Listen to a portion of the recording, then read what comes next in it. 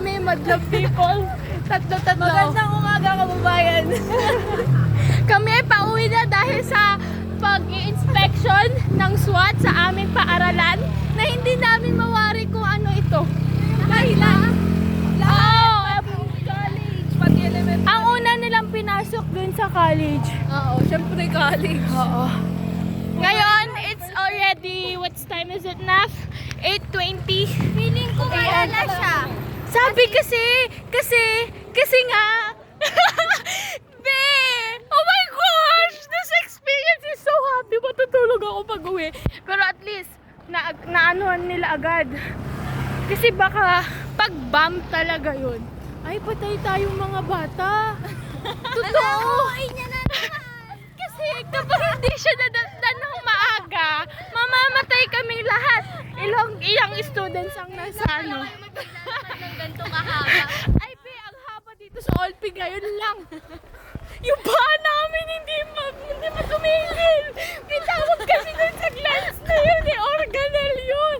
Utay ng science yun. Napakapaisip ako. Isa-search ko yun. Oh my God. Aray ko. Hey. Pero ang ganda ka pa rin. Mababatay ako maganda.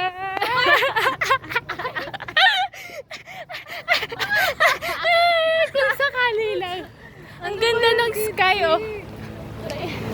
Aray. Buti hindi ako nagtinda, hindi ako malulugi. Ay, tanggalin ko na yung makapag. Pero kapag Mga pinauwi. Na isang subject pa lang. wala, hindi pa nga tapos eh. Wala pa. Diba 8:30? O 8:20 pa lang. Pero sana walang sumabog. Ang bilis nilang rumospend eh. Bomba? Fairness, ang bilis mag-action na Pag namatay ako dun. What if? Mag-ibang tricycle ka? Ako, ilang ako pag nagpapanik. Oh my God! Ganun ako eh. Hindi tayo Kasi kapag namatay ako, syempre matitipes yung nanay ko. Wala akong debo.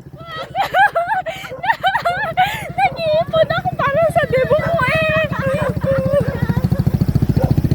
Wala akong debo, hindi ko ba... Wala lang kaaway yung panganay ko. Wala. Oh, thank you, Lord. Thank you, Lord. Eh? Bakit? Wala namang pasok. Kuha na tayo tricycle. Dahil nang dinakad ka. As of now, hindi ko pa po nararamdaman ang sakit ng paa ko. Ang